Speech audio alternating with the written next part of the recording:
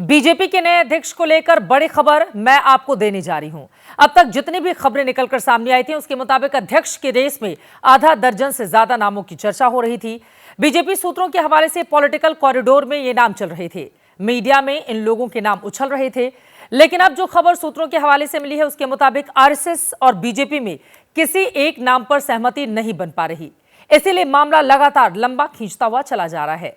अध्यक्ष को लेकर बीजेपी कैसे फंसी हुई है, यही है आज का जनहित स्पेशल।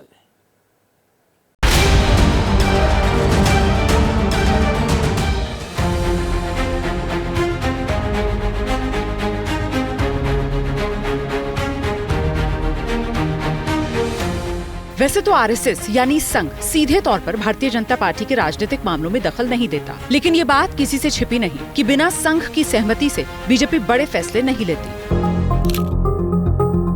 पिछले कई दिन से बीजेपी के नए अध्यक्ष के नाम को लेकर चर्चा चल रही है। अलग अलग सूत्रों से अलग अलग नेताओं के नाम सामने आ रहे हैं। अब कहानी में ट्विस्ट है और कहानी ये निकलकर सामने आ रही है कि बीजेपी और आरएसएस में कुछ पेच है, इस वजह से नए अध्यक्ष के नाम के ऐलान में देरी हो रही है। आखिर वजह क्या है? इसे समझने के लिए हमने बीजेपी और आरएसएस की रणनीति को नजदीक से समझने वाले वरिष्ठ पत्रकार राकेश शुक्ला से बात की।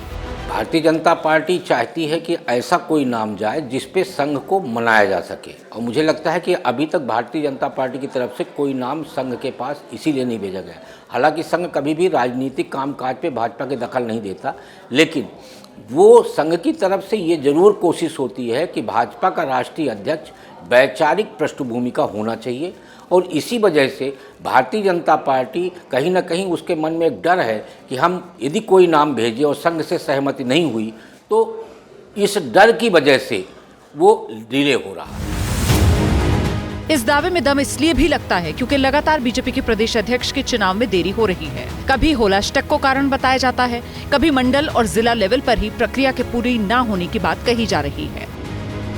यूपी, मध्य प्रदेश, हरियाणा, दिल्ली, पश्चिम बंगाल जैसे राज्यों में अभी तक अध्यक्ष के चुनाव की प्रक्रिया पूरी नहीं हुई, यानी देश भर में आधे अध्यक्षों का चुनाव बीजेपी नहीं करा पाई। लगातार जेपी नड्डा को एक्सटेंशन मिल रहा है। जब तक नया अध्यक्ष बीजेपी को मिल नहीं जाता तब तक जेपी नड्डा अध्यक्ष बने रहेंगे।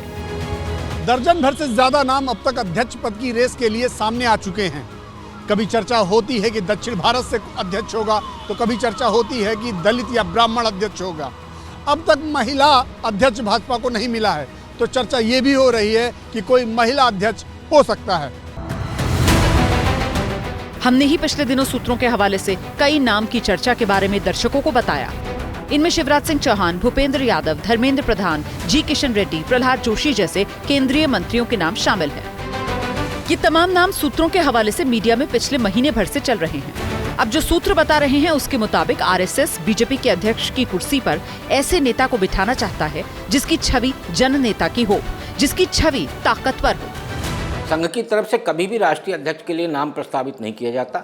नाम प्रस्तावित हमेशा भारतीय जनता पार्टी से होता है, और ऐसे व्यक्ति का नाम भेजा जाता है कि जो संघ, भाजपा, सरकार इन सब के बीच में समन्वय बिठा सके और कार्यकर्ताओं का ख्याल रख सके, क्योंकि भारतीय जनता पार्टी बहुत बड़ा दल हो चुका है और उस दल को संभालने के लिए वैचारिक पृष्ठभूमि बहुत जरूरी है। और मुझे लगता है इसी वजह से अभी तक अध्यक्ष के नाम पर कोई सामने नहीं आ पाया। 30 मार्च को प्रधानमंत्री मोदी लंबे समय बाद नागपुर जाने वाले हैं। यहाँ वो कई कार्यक्रमों में हिस्सा लेंगे। माना जा रहा है यहाँ उनकी संघ प्रमुख मोहन भागवत से मुलाकात होगी। लंबे समय बाद दोनों एक साथ दिखने वाले हैं। लोकसभा चुनाव के दौरान आरएसएस और बीजेपी के बीच संबंध सहज नहीं दिखाई पड़े थे, जिसका नुकसान लोकसभा चुनाव में रिजल्ट में देखने को मिला। गाहे बगाहे आरएसएस ने कई मंचों से बीजेपी को आईना दिखाने का भी काम किया। ऐसे में आरएसएस प्रमुख और पीएम मोदी के एक साथ मंच पर आने से देश के तमाम सवालों के जवाब एक साथ मिल जाएंगे।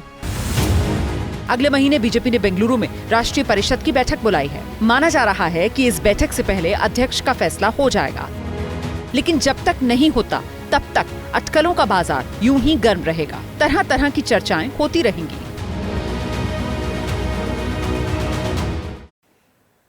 अब अध्यक्ष को लेकर मामला कब सुलझेगा, कौन बनेगा, इस पर लगातार एबीपी न्यूज की नजर बनी हुई है। जितनी भी खबरें आती रहेंगी आप तक पहुंचाते रहेंगे।